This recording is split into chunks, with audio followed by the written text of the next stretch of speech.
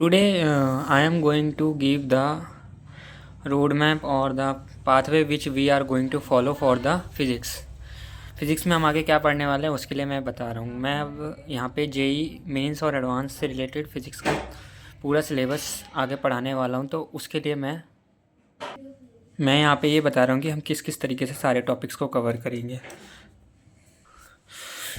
Physics में mainly जो JEE advance का सिलेबस है या फिर मेन जो फिज़िक्स है 11th-12th की, हमें उसमें पढ़ना क्या होगा। मैं यहाँ पे 11th-12th करके फ़िज़िक्स नहीं करूँगा, यहाँ पे हम सीधा जेई एडवांस के लिए फ़िज़िक्स पढ़ेंगे।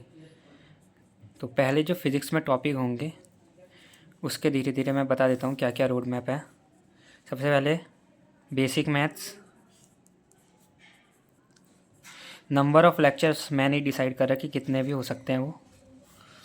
उसके बाद सबसे पहला हमारा चैप्टर होता है पूरी मैकेनिक्स। फिर मैकेनिक्स के सब पार्ट होते हैं, काइनेमेटिक्स होते हैं।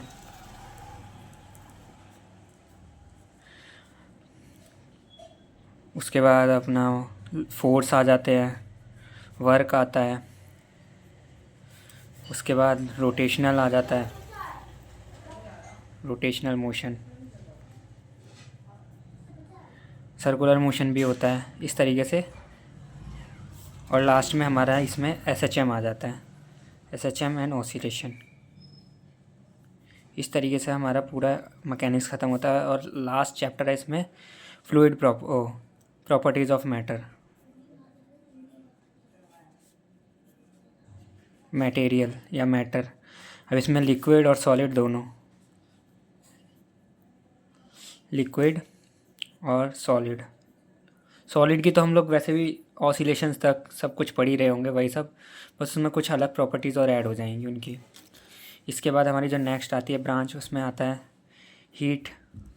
पूरा हीट में थर्मोडायनामिक्स भी आ जाता है, उसको अलग से बताने की ज़रूरत नहीं है। फिर नेक्स्ट जो हमारा आता है जेई एडवांस के सिलेबस में वो आता है। उसके बाद हमारा यहाँ पे इलेक्ट्रोस्टैटिक है, इलेक्ट्रोस्टैटिक या पूरी इलेक्ट्रिसिटी। फिर इसमें मैग्नेटिज़्म पूरा इंक्लूड होगा, मैग्नेटिज़्म में जो भी है, एसी, मैग्नेटिक इफ़ेक्ट वगैरह सब कुछ, magnetic effect, force and then AC. इसके बाद जो लास्ट ब्रांच है हमारी इसमें वो है ऑप्टिक्स। ऑप्टिक्स में रे और wave optics, ray optics and wave optics. और लास्ट मॉडर्न फिज़िक्स। इस तरीके से हमारा पूरा रोड मैप रहेगा। एक एक करके मैं सारी यूनिट यहाँ से कवर करने वाला हूँ। ये जो मैं ये पूरा सिलेबस बना रहा हूँ, ये अभी जेई मेंस आने वाला है 2025, तो उससे पहले स्टार्ट किया है। तो ये जेई मेंस 2025 वालों के लिए नहीं है, ये 26 या उससे आगे वालों के लिए होगा। तो अगर आप लोग अभी एग्ज़ाम देने वाले तो ये सिलेबस अभी पूरा नहीं हो पाएगा। कम से कम इस सिलेबस को करने के लिए एक साल से 1.5 साल लगेगा। इसका मैं और बता देता हूँ डिटेल में क्या क्या रहेगा, ज़्यादा लंबी वीडियो नहीं रहेगी। हर एक लेक्चर्स के नोट्स होंगे, वो मैं पीडीएफ फॉर्म में नीचे डाल दूँगा। उसमें अगर क्वेश्चंस होंगे, कुछ अलग से क्वेश्चंस में मैं नीचे पीडीएफ फॉर्म में डिस्क्रिप्शन में डाल दिया करूँगा। कुछ जो क्वेश्चन हमने क्लास में करेंगे वो तो नोट्स में आ जाएंगे, कुछ क्वेश्चंस मैं अलग से भी हर रोज़ पीडीएफ फॉर्म में डाल दिया करूँगा। और हर एक चैप्टर के 20 से 25 क्वेश्चन जेई एडवांस की अलग से सॉल्व होंगे, जेई एडवांस प्रॉब्लम्स। ये इसकी भी मैं पीडीएफ डालूँगा और इससे रिलेटेड 20 से 25 क्वेश्चन अलग, इसकी अलग क्वेश्चंस की पीडीएफ होगी हर एक चैप्टर की। ये सब आपको सॉल्व करना है। रहा बचा जेई मेंस का मटेरियल, जेई मेंस का तो बहुत मटेरियल है, बहुत पीवाईक्यूज़ हैं, तो उसको भी प्रैक्टिस कर सकते हैं। लेकिन उसके भी मैं जेई मेंस के क्वेश्चन 100 से 200 क्वेश्चन तक अपलोड कर दूँगा।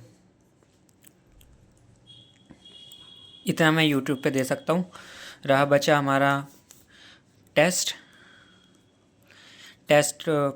पेपर में दे सकता हूँ। टेस्ट पेपर में अलग अलग वैरायटी के क्वेश्चन, जैसे 20 से 25 क्वेश्चन जो जे एडवांस के होंगे, वो सिर्फ ये नहीं कि टिक द करेक्ट होंगे, इसमें integer type, numerical type, matrix match और जो भी जितने भी वेरिएशन आते हैं जे एडवांस में, वो सारे क्वेश्चन इंक्लूड होंगे इनमें और इन दोनों में। बाकी जे मेंस में जो वही वेरिएशन होगा उसको इंक्लूड कर दूंगा मैं।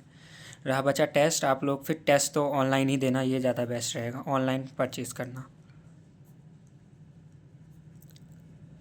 तो ये इस तरीके से हमारा पूरा रोड मैप रहने वाला है फ़िज़िक्स के लिए। कोशिश करूँगा कि मैं मैथ्स के लिए भी डालूँ। अभी मैं फ़िज़िक्स का स्टार्ट करने जा रहा हूँ। तो we will start from the basic math. This is the road map. Notes, question, आप लोगों को क्वेश्चन हर एक लेक्चर के साथ मिल जाएंगे, प्रैक्टिस क्वेश्चंस, उनको प्रैक्टिस करना है, वो चाहे जेई मेंस के हों या जेई एडवांस लेवल के। और जेई एडवांस के प्रॉब्लम अलग से मैं खुद भी सॉल्व कराऊंगा एक लेक्चर में, और 20-25 क्वेश्चन अलग से भी दूंगा। तो यानी टोटल हर एक चैप्टर के 50 क्वेश्चन मेरी तरफ से। और रहे बचे कुछ क्वेश्चंस आप लोग खुद भी ढूंढ सकते हैं, और बोलेंगे तो और भी रिसोर्सेज डाल दूंगा मैं। ठीक है, अभी के लिए इतना ही। Thank you.